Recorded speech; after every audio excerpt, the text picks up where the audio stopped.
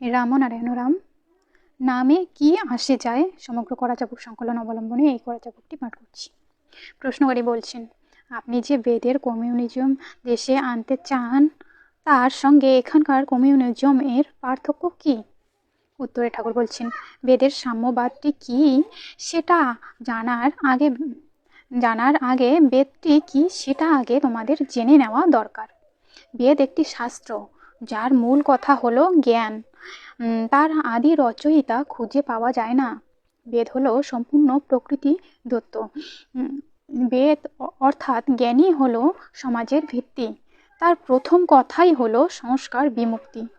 প্রকৃতি থেকে যে বেদের সৃষ্টি তা বিরাট ও জটিল। এই বিরাট প্রকৃতি যাতে সহজে বোধগম্য হয় তার জন্যেই তাকে নানা ভাগে বিভক্ত করা হয়েছে। এই বিভিন্ন শাখা প্রশাখাগুলি ভারতের এক একটি প্রাচীনতম বিখ্যাত সাহিত্য ও শাস্ত্র নামে অভিহিত। প্রকৃতি হলো সত্য। সেই সত্যবতীর পুত্র সত্য প্রতিষ্ঠার জন্য করলেন বেদের বিভাগ। নাম ছিল তার ব্যাসদেব। ব্যাস কথার অর্থ হলো ভাগ। ব্যাসদেব কোনো বিশেষ মুনি নন।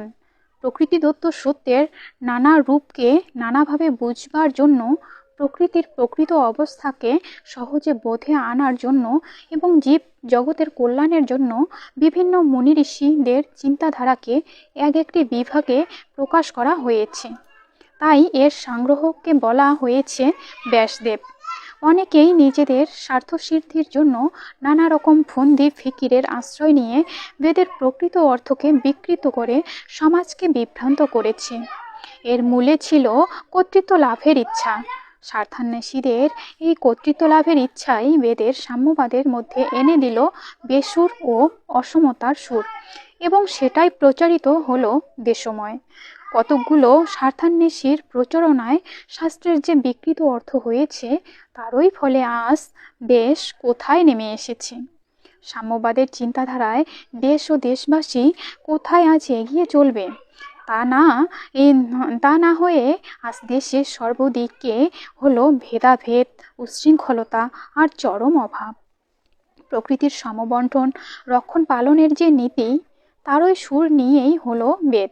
সুতরাং বেদের শিক্ষাই হলো সম অধিকার। শুধু মানুষ নিয়ে কথা নয়, জীবজগতের সমস্ত জীব সমষ্টি নিয়েই এই কথা। একটি ক্ষুদ্রতম প্রাণীও সম অধিকার থেকে এতটুকুন বঞ্চিত হতে পারবে না। এটাই হলো বেদের সাম্যবাদ। এই বেদের শিক্ষাতেই যারা শিক্ষিত হয়ে বেরিয়ে আসবে তারা সেইভাবেই সমাজকে পরিচালিত করুক, এটাই আমি চাই। এখনকার কমিউনিস্ট যারা, তারাও সাম্যবাদী। তারা যে চিন্তা ও দর্শনশাস্ত্র মতে চলছেন আর বেদের যে সাম্যবাদ, খুঁজে দেখলে দেখা যাবে তাদের একই কথা, শুধু নামের হেরফের। সাগরের জল সবখানেই এক, শুধু দেশের নাম অনুযায়ী তার নামকরণ হয়। জলের প্রকৃত কোনো বিভাগ হয় না। ভারত সাগর আর আটলান্টিক সাগর শুধু নামে পার্থক্য, বস্তুত দুই এক। এখানেও তেমনি মার্কসিস্ট সাম্যবাদ আর বৈদিক সাম্যবাদ নামটি দুই, কথাটি এক। মার্কসিস্ট এর রক্ত আর বৈদিক এর রক্ত একই রকম লাল।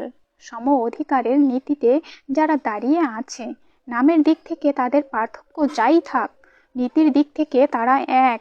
সেই রকম আবার স্থানভেদে রাশিয়ান কমিউনিজম, চায়নার কমিউনিজম আর ভারতীয় কমিউনিজম, এই নাম ভেদে কিছুই আসে যায় না। যারা সাম্যবাদকে ভিত্তি করে দাঁড়িয়ে আছে তাদের ভেতরকার অর্থ এক। তাই আমার ধারণা এই তিন সাম্যবাদের দেশ একদিন নিজেদের সংস্কার, ভুল বোঝাবুঝি ও বাইরের পার্থক্য ভুলে গিয়ে এক হবে। ভারত মহাসাগর থেকে প্রশান্ত মহাসাগর, প্রশান্ত মহাসাগর থেকে আটলান্টিক মহাসাগর, এই বিভিন্ন সাগরের মধ্য দিয়েই সব জায়গায় যাওয়া যায়। সাম্যবাদ হলো সেই রকম এক বিরাট মহাসাগর, এক এক স্থানে আর তার এক এক রকম নাম। আর তারই তীরে আছে ভারত, চীন, রাশিয়া, তারা প্রতিবেশী। যোগাযোগ হচ্ছে এক সাম্যবাদের মহাসাগরে। আবার স্থলপথেও হচ্ছে, আকাশ পথেও হচ্ছে। সাম্যের নীতি সবখানেই আছে। যার বুকে বাস করছি তার মধ্যে কোনো জাতিভেদ নীতিভেদ নেই। সবাইকে সমানভাবে স্থান দিয়েছে। সবটাই সাম্যভিত্তির উপরে। সূর্যের সহজ আলোর গতিপথ একখণ্ড মেঘে সাময়িকভাবে রুদ্ধ হতে পারে সত্যি, আবার তারই তেজে সেই মেঘ সরে যায়। আলোর পথও তখন সহজ হয়ে যায়। আমাদের সাম্যনীতির তেজ ও প্রভাবকে, তার সহজ গতিপথকে সংস্কাররূপ মেঘখণ্ডে সাময়িকভাবে অবরুদ্ধ করে রেখেছে। আমাদের জ্ঞানরূপ সূর্যের তেজেই একদিন সেই সংস্কার দূরীভূত হয়ে পৃথিবীময় সাম্যবাদের নীতি ছড়িয়ে পড়বে। তখন আর কোনো বিবাদ বিচ্ছেদ থাকবে না। তখন সেই বেদই হয়ে উঠবে সকলের বেদই। প্রশ্নকারী বলছেন, বৈদিক যুগেও তো ধনী, দরিদ্র, মধ্যবিত্ত ইত্যাদি বিভিন্ন শ্রেণীর লোক ছিল। সাম্যবাদের নীতিতেই যখন সমাজ গঠিত ছিল, তখন এদের মধ্যে ধনের সমবন্টন কিভাবে হতো? অর্থনৈতিক সমস্যার সমাধানই বা তারা কিভাবে করত? উত্তরে ঠাকুর বলছেন, কৃষিকার্যই ছিল তখন অর্থনৈতিক সমস্যার সমাধানের প্রধান উপায়। দরিদ্রই হোক আর ধনশালী হোক, লাঙল হাতে খেতে সকলকে যেতেই হতো। চাষ করাটাই তখন সম্মানের ছিল। শিক্ষায়, দীক্ষায়, বিত্তে, পাণ্ডিত্যে যারা সমাজের শীর্ষস্থানীয় ছিলেন, তারাও লাঙল হাতে খেতে চাষ করতে গৌরববোধ করতেন। নিজেরা তো যেতেনই, পরিবারের সকলকেই চাষ করতে উৎসাহিত করতেন। আজকাল যেমন চাষি বলতে বিশেষ এক শ্রেণীর লোকদের বোঝায়, সেই সাম্যবাদের যুগে কর্ম অনুযায়ী সেরকম শ্রেণী বিভাগ করা হতো না। ব্রাহ্মণ সন্তানকেও লাঙল ধরতে হতো, রাজপুত্রকেও লাঙল ধরতে হতো। সেই জন্যই বলরাম ছিলেন হলধর, শ্রীকৃষ্ণ রাখাল বেশে গোচারণ করতেন, বাঁশি বাজাতেন। যে হল ধরতে না চাইতো তাকে সমাজ থেকে একঘরে করে রাখা হতো। এই কৃষিকার্যই ছিল তখন অর্থাগমের একটি প্রধান উপায়। জমিতে ফসল ফলিয়েই তারা অর্থনৈতিক সমস্যার সমাধান করে ফেলত। প্রকৃতিদত্ত জমির এতটুকু অংশ নষ্ট করাকে তারা পাপ মনে করত। যে অপর্যাপ্ত ফসল তারা ফলাতো তা সকলের মধ্যে সমবন্টন করা হতো। শুধু মানুষের মধ্যে নয়, পশু পাখিরাও এই সমবন্টন থেকে বাদ যেত না। গো মহিষাদির জন্য আলাদা জমি সংরক্ষিত থাকত, সেখানে তাদের জন্যই তৃণের চাষ করা হতো। আজও শ্রাদ্ধা দিতে বৃষসহ গাভীদান করলে তার সঙ্গে ভূমিদানের রীতি আছে। তার অর্থই হলো যে গাভী দান করা হলো তার রক্ষার্থে, পালনার্থে এই ভূমিও দান করা হলো। সে সব ভূমি কেবলমাত্র গোচারণ ভূমি হিসেবেই সংরক্ষিত থাকত। এখনকার মতো ভিক্ষাবৃত্তি তখন ছিল না। খাদ্যের চাহিদা, অর্থের চাহিদা কারুর ছিল না। তবে ভিক্ষুক কথাটা ছিল। ভিক্ষুক বলতে তারা বুঝতো যারা জ্ঞান ভিক্ষা করে। এই ভিক্ষুককে তারা শীর্ষ স্থান দিত। অর্থ সংকটে যাতে কাউকেই পড়তে না হয় তার উপায় বহুদিক থেকেই করা হয়েছিল। নানা রকম শিল্পের মাধ্যমে অর্থ উপার্জনের ব্যবস্থা ছিল। শিল্পীরা নানা রকম ধাতু দিয়ে অলংকার তৈরি করত, লোহা দিয়ে অস্ত্র তৈরি করত, তুলা, লোম কিংবা গাছের বাকল দিয়ে বস্ত্র তৈরি করত। মাটির বাড়ির সাথে সাথে পাথর দিয়ে অনেকে বড় বড় প্রাসাদও তৈরি করত। এইভাবে বিভিন্ন উপায়ে অর্থ উপার্জন করত এবং প্রয়োজন মিটাত। সেই বেদের সাম্যবাদের যুগে অর্থ ও ধনের সমবন্টনের ফলে কারুর কোনো অভাবও ছিল না, উদ্বৃত্তও ছিল না। প্রশ্নকারী বলছেন, আপনি যে বলছেন সেই বেদের যুগে সকলেই তাদের অর্থ, খাদ্য সকলের মধ্যে সমান ভাগে ভাগ করে নিত, ভবিষ্যতের জন্য তারা কি তবে কিছুই সঞ্চয় করতো না? উত্তরে ঠাকুর বলছেন, রাজা, ধনশালী, বিত্তশালীরা যে একেবারেই সঞ্চয় করতো না সে কথা বলি না, কিন্তু তাদের যে সঞ্চয় ব্যক্তিগত স্বার্থের জন্য নয়, বৃহত্তর স্বার্থের জন্য, নিজেদের ভবিষ্যতের চিন্তায় তারা সঞ্চয় করতো না। সমাজের কল্যাণকর কাজে লাগাবার জন্যই তারা ভাণ্ডারে ধন সঞ্চয় করত। সে ধন ভাণ্ডার জনসাধারণের কল্যাণের জন্য সবসময় উন্মুক্ত থাকত।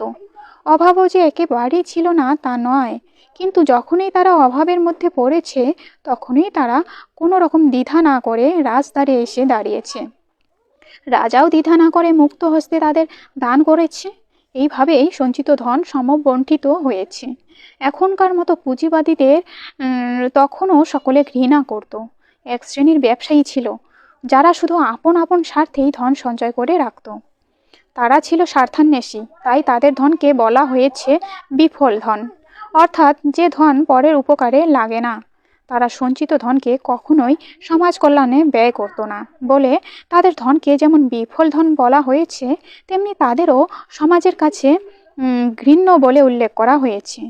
এখন যে পুঁজিবাদীদের উদ্বৃত্ত সঞ্চিত ধন কেড়ে নিয়ে অর্থনৈতিক সমতার কথা চিন্তা করা হচ্ছে, তখনও সেরকম মনোভাব ছিল। বেদে বলেছে বিফল ধন হ্রাস করো, অর্থাৎ যে ধন ব্যবহৃত হচ্ছে না তাকে নষ্ট করে দাও। বিফল ধনের অধিকারীদের কাছ থেকে অতিরিক্ত সঞ্চিত ধন কেড়ে নিয়ে তাকে জনগণের প্রয়োজনে ব্যয় করো। তারা মনে করতেন ধনকে সফল করতে হলে শুধু সঞ্চয় করে রাখলে চলবে না, তার সৎ ব্যবহার করতে হবে। কৃপণ, স্বার্থপর ও অনুদারদের কাছ থেকে ধন কেড়ে নিতে তারা সংগ্রামের কথাও বলেছেন। সুদখোর নীতি, শোষণ নীতি ও ধন লোলুপতা তখন বিশেষভাবে নিন্দনীয় ছিল। সংগ্রামের মাধ্যমে এদের বিনাশের কথা বেদের অনেক জায়গায়ই বলা হয়েছে। আজকের দিনে পুঁজিবাদীদের বিরুদ্ধে বিপ্লবের জন্য যে চিন্তা করা হচ্ছে, শত শত বছর আগে মুনি, ঋষি ও চিন্তাশীল ব্যক্তিরা বেদের মধ্যে সেই কথাই বলে গেছেন। সুতরাং আধুনিক সাম্যবাদের আসল কথাগুলো সবই বৈদিক সাম্যবাদে আছে। প্রশ্নকারী বলছেন, আপনি তো বললেন এখনকার সাম্যবাদের মূল নীতিগুলি বৈদিক সাম্যবাদেও ছিল, কিন্তু এখনকার সাম্যবাদীরা অর্থাৎ কমিউনিস্টরা তো ধর্মের নাম শুনলেই অগ্নিমূর্তি ধারণ করে। ওদিকে বৈদিক নীতি তো ধর্মের উপরই প্রতিষ্ঠিত। এদিক থেকে এই দুই সাম্যবাদকে মেলাবো কি করে? উত্তরে ঠাকুর বলছেন, কমিউনিস্টরা যে ধর্মকে মানে না সে ধর্ম প্রকৃত ধর্ম নয়। ধর্মের বিকৃত রূপকে তারা মানে না, কারোরই তা মানা উচিত নয়। বেদ যে ধর্মের উপর প্রতিষ্ঠিত সে ধর্মের অর্থ হচ্ছে যা সমস্ত বিশ্ব ব্রহ্মাণ্ডকে সমানভাবে ধারণ করে আছে, সেই ধারণ ক্ষমতাই হলো ধর্ম। এই ধর্মকে সকলেই মানে, সকলকেই মানতে হবে। বেদ হচ্ছে জ্ঞান। বেদ শব্দ থেকে এর উৎপত্তি, যার অর্থ হলো জানা। বেদ হলো এমন একটি মাইক্রোস্কোপিক যন্ত্র যার মধ্যে দিয়ে তাকালে জগতের সত্য রূপটাকেই জানা যায়। বেদের ধর্ম হচ্ছে প্রকৃতির সত্য রূপকে জানিয়ে দেওয়া। প্রকৃতির এই সত্যরূপকে তো কমিউনিস্টরা কখনোই অস্বীকার করে না। তারা কি সূর্যকে মানে না? অগ্নি দেখলে কি তারা অগ্নি মূর্তি ধারণ করে? তা নয়। এই সূর্যই বেদে পূষা নামে অভিহিত। বায়ু, জল, বিদ্যুৎকে কি তারা তাচ্ছিল্য করতে পারে? বেদে এদেরই বন্দনা করা হয়েছে মরুত, বরুণ, ইন্দ্র নামে। বেদে অশ্বিনী কুমারদ্বয়কে বলা হয়েছে তারা সর্বত্র একত্র বিচরণ করে। কৃষ্ণ ও শ্বেতবর্ণের দুইটি অশ্ব তাদের বাহন। এই অশ্বিনী কুমারদ্বয় সূর্যের এই দুই গতির রূপ। সূর্যের আলো ও ছায়া এদের দুই অশ্ব। এরা সর্বদাই গতির মধ্যে আছে। সূর্যের গতির উপর নির্ভর করে দিন ও রাত্রির আসা যাওয়া বা বিভিন্ন ঋতুর বিবর্তন। এ কথা কি কমিউনিস্টরা অস্বীকার করতে পারে? এখনো কোনো শক্তি বা ফোর্সকে বোঝাতে গেলে সেই হর্স পাওয়ারই বলে। স্পেস অ্যান্ড টাইম বর্তমান বৈজ্ঞানিক জগতের দুইটি মূল নীতি বলে গৃহীত। বেদে তাদেরই বলা হয়েছে বোমদেব এবং যমদেব, অনন্ত আকাশ আর মহাকাল। এছাড়া নদী, ঔষধি, বনস্পতি প্রভৃতি ৩৩টি বিভিন্ন প্রাকৃতিক বস্তুই ছিল বেদের দেবতা। এই ৩৩টি অতি প্রয়োজনীয় ও নিত্য স্মরণীয় বস্তুর প্রতিটির শক্তি ছিল ১ কোটি বস্তুর সমান। সেটাই বিকৃত হতে হতে আজ ৩৩ কোটি দেবতায় রূপান্তরিত হয়েছে।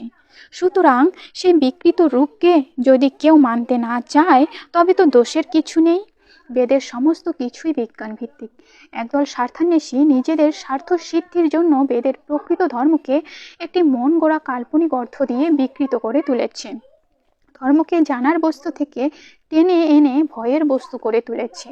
তারই ফলে আজ সমাজ কুসংস্কারাচ্ছন্ন। ভয় দেখিয়ে তাদের পঙ্গু করে রাখা হয়েছে।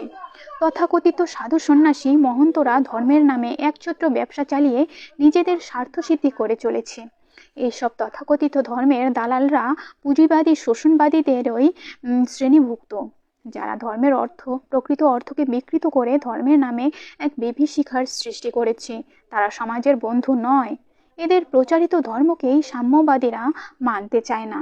এই আফিংয়ের প্রভাব থেকে নিজেদের মোহমুক্ত রাখার জন্যই তারা ধর্মকে বর্জন করেছে। এই বিকৃত ধর্মকে আমিও মানি না। বেদের সাম্যবাদ প্রতিষ্ঠা করতে হলে এদের দূরে সরিয়ে দিতেই হবে। প্রশ্নকারী বলছেন, কমিউনিস্টরা তো তাদের সাম্যবাদকে কেবলমাত্র রাজনীতির উপরেই প্রতিষ্ঠিত রেখেছে। বেদকে সেই রকম রাজনৈতিক দৃষ্টিভঙ্গি দিয়ে ব্যাখ্যা করা যায় কি? উত্তরে ঠাকুর বলছেন, আগেই তো বললাম, ধর্ম বলতে এখন সাধারণ লোকেরা যা বুঝেছে সেটা প্রকৃত ধর্ম নয়, সেটা হচ্ছে ধর্ম ব্যবসায়ীদের মন গড়া অর্থ। তা সম্পূর্ণ বেদ বিরোধী। বেদের যে কর্মকাণ্ড তা সম্পূর্ণ বস্তুবাদের উপর প্রতিষ্ঠিত। বেদের যে ধর্মনীতি তার সঙ্গে রাজনীতির কোনো বিরোধ নেই। জ্ঞান বৃদ্ধি ও সমাজ উন্নতির জন্য যে যে পদ্ধতির প্রয়োজন, বেদের কর্মপদ্ধতিতে সেই কথাই বলা হয়েছে। সেটাকে যে নীতিতে ফেললে তার সত্যিকারের অর্থ হবে, সেটাই হলো তার নীতি। তাকে রাজনীতি বলো রাজনীতি, ধর্মনীতি বলো ধর্মনীতি, কোনো বিশেষ নাম দিয়ে তাকে ছোট করা যায় না। বেদের সৃষ্টি হলো সত্য থেকে। সুতরাং নীতির মারামারিতে আর নামানামিতে সত্যকে ভুল বুঝলে তো চলবে না। সত্য যা তা সত্যই। কমিউনিস্টরা তাদের সাম্যবাদকে বিকৃতি থেকে মুক্ত রেখে সত্যের উপরেই প্রতিষ্ঠিত রেখেছে। সেই সত্যকে ধর্ম না বলে যদি রাজনীতি বলো, তবে বেদের সত্যকেও রাজনীতি নাম দেওয়া চলে। নামে কি আসে যায়? প্রশ্নকারী বলছেন, বেদের এই উদার দৃষ্টিভঙ্গির তবে পরিবর্তন হলো কি করে? উত্তরে ঠাকুর বলছেন, যে কথাগুলো এতক্ষণ বললাম সূক্ষ্মভাবে চিন্তা করলে তার মধ্যেই তোমাদের এ প্রশ্নের উত্তর পেয়ে যাবে। লোভে পাপ, পাপে মৃত্যু, এটা বেদেরই কথা। এই লোভই মানুষকে পাপের পথে নিয়ে গেছে, পাপই সমাজকে মৃত্যুর দিকে টেনে নিয়েছে। বেদের সাম্যবাদের উপর সমাজ প্রতিষ্ঠিত থাকায় তখন কোথাও অভাব ছিল না, অশান্তি ছিল না, সমস্যা ছিল না। আধিপত্যের লোভই প্রথম তাদের পাপের পথে নিয়ে গেল। বেদের আমল থেকেই এক শ্রেণীর ব্যবসায়ী লোক ছিল, তাদের বলা হতো পণি। তারা তাদের পণ্য নিয়ে ব্যবসা বাণিজ্য করত। যে অর্থ তারা উপার্জন করত তার সবটা তাদের প্রয়োজনে আসতো না, কিন্তু তারা তাদের উদ্বৃত্ত ধন সমাজ কল্যাণে ব্যয় না করে সঞ্চয় করে রাখত। সমবন্টন নীতি তারা মানত না। এদের থেকেই সৃষ্টি হলো পুঁজিবাদী।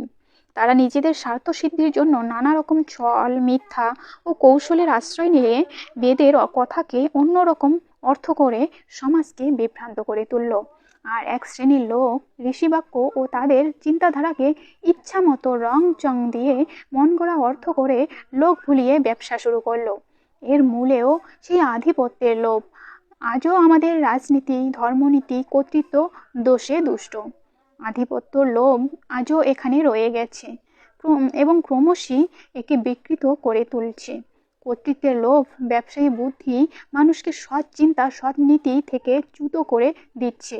তারই ফলে ক্রমশ বেদের সেই উদার নীতি সংকীর্ণ হয়ে যাচ্ছে। সংকীর্ণ হতে হতে আজ তা এমন অবস্থায় এসে পৌঁছেছে যে তার মূল অর্থ ভুলে গিয়ে তাকে আজ আফিংয়ের মতো পরিত্যাজ্য বলে দূরে সরিয়ে রাখা হয়েছে। চিন্তা করে দেখো, এক বিরাট মিছিল চলেছে। মিছিলের প্রথম দিকের লোকেরা গাইছে, পতিতে তাড়িতে হবে তারিণী। সেটাই মুখে মুখে পরিবর্তিত হতে হতে শেষের লোকেদের গাইতে শোনা যাচ্ছে, 25 তারিখে হবে বারুণী। আর সেই বারুণীর মোহে একদল নেশাগ্রস্ত লোক মত্ত হয়ে তার পিছন পিছন ছুটে চলেছে। মূল কথা, অতীত উদ্ধার যদি বিকৃত হয়ে বারুণী উৎসব হয়ে দাঁড়ায়, তবে তাকে আফিং বলাটা কিছু অযৌক্তিক হয়নি। তারা যা শুনেছে, দেখছে, তাই তারা বলছে। এইভাবেই স্বার্থান্বেষীদের চক্রান্তে বেদের উদার দৃষ্টিভঙ্গি, তার সাম্যবাদ, তার সত্যনীতি, তার বস্তুবাদ সব কিছুই পরিবর্তিত হয়ে গেছে। সম্পূর্ণ বস্তুবাদের উপর বেদ প্রতিষ্ঠিত। বস্তু বিনা বেদ অন্যদিকে তাকায়নি। সেখানে যে দেবদেবীর কথা আছে সেগুলি প্রকৃতির বিভিন্ন অবস্থার ভিন্ন ভিন্ন রূপ। আলো, বাতাস, ঝড়, জল, মেঘ, বিদ্যুৎ, মাটি, নদী, সাগর, আকাশ, কাল ইত্যাদি। প্রকৃতির এই বিভিন্ন রূপকেই বেদে এক একটি নামে অভিহিত করা হয়েছে। যেমন সূর্যদেব, অগ্নিদেব, মরুদ, রুদ্র, ইন্দ্র, বরুণ ইত্যাদি। এদের থেকে আমরা উপকার পাচ্ছি, নিত্য প্রয়োজনে লাগছে। অতএব এদের স্মরণ করো, সেবা করো, পূজা করো। আবার স্মরণের জন্য, বন্দনার জন্য মুনি ঋষিরা স্তব গান রচনা করলেন। কেউ কেউ আবার তাদের মনের ভাবকে মূর্তির মধ্যে রূপ দিল। সেই সব বন্দনা গানের শ্লোক যেমন সুন্দর, মূর্তিগুলোও অপূর্ব সুন্দর। সেই সব অপূর্ব মূর্তি দেখে শিল্পীদের উৎসাহিত করার জন্য, তাদের প্রতি শ্রদ্ধা নিবেদনের জন্য তারা ঘরে ঘরে এইসব মূর্তি প্রতিষ্ঠা করে শিল্পীদের রক্ষা করতে লাগলো। তারা গুণের পূজারী ছিল। একটা ব্যাঙের মূর্তিও যদি কেউ সুন্দর করে গড়তে পারতো, তবে সেটাকেই তারা মহৎ শিল্প বলে সেবা করত। শিল্পীকে রক্ষা করার জন্যই তারা শিল্পকে ঘরে ঘরে প্রতিষ্ঠা করত। সেই প্রতিষ্ঠা দিবসে উৎসব, যাগ, যজ্ঞ ইত্যাদি করত। কালক্রমে শিল্পের সেটাই মূর্তি পূজায় পরিণত হলো। আলাদা করে মূর্তি পূজা বলে সে যুগে কিছু ছিল না। স্বর্গবাসের চিন্তায়ও তারা কিছু করতো না। অন্যের সেবা করে নিজে তৃপ্ত হওয়া, এই চিন্তাই সকলের মধ্যে ছিল। অন্যকে তৃপ্তি দিয়ে নিজে যে আনন্দ উপভোগ করছে, সেটাকেই তারা মুক্ত অবস্থা বলে মনে করত। এই মুক্ত বা তৃপ্ত অবস্থায় আসতে হলে পরার্থে নিজেকে সম্পূর্ণরূপে উৎসর্গ করতে হবে, তবেই স্বর্গসুখ পাওয়া যাবে। এই মুক্ত অবস্থায় আসার জন্য কে কিভাবে নিজেকে সমাজ সেবায় উৎসর্গ করবে, তার ওই প্রতিযোগিতার সৃষ্টি হতো। এই প্রতিযোগিতা হিংসামূলক নয়, দাবিমূলক। তাই সমবন্টনে কখনো কোথাও কার্পণ্য হয়নি। এইগুলি ক্রমশ স্বার্থান্বেষীদের চক্রান্তে বিকৃত হয়ে মূর্তি পূজা, স্বর্গবাস ইত্যাদিতে পরিণত হয়েছে। একদল স্বার্থান্বেষী দেখলো এ তো বড় সুবিধা। তাদের মনে শয়তানি উকিঝুঁকি দিতে লাগলো। কর্তৃত্ব ও সকলের উপর আধিপত্য করার লোভে তারা প্রচার করতে লাগলো, স্বপ্ন দেখেছে, মূর্তি কথা বলেছে, অমুকভাবে পূজা না করলে স্বর্গপ্রাপ্তি হবে না। এইভাবে সবকিছুর অন্যরকম অর্থ করতে করতে এমন অবস্থায় এসে দাঁড়িয়েছে যে মূল জিনিসটা যে কি ছিল তা আর বোঝার উপায় নেই। সেটা বুঝতে পারে না বলেই ধর্মের নামে আজ সকলের মনে বিভীষিকার সৃষ্টি হচ্ছে। কেউ ধর্মকে ভয় পাচ্ছে, কেউ উপেক্ষা করছে, কেউ ঘৃণা করছে, কেউ আবার তাকে আফিমের সঙ্গে তুলনা করে তার থেকে নিজেকে দূরে সরিয়ে নিচ্ছে। আবার একালের স্বার্থান্বেষীরা এসব কিছু বুঝেও মানুষের দুর্বলতার সেন্টিমেন্টের সুযোগ নিয়ে সকলের মাথায় হাত বুলিয়ে চলেছে। তারই জন্য আজ এই পরিবর্তন। সমাপ্ত এখানে। রামনারায়ণ রাম।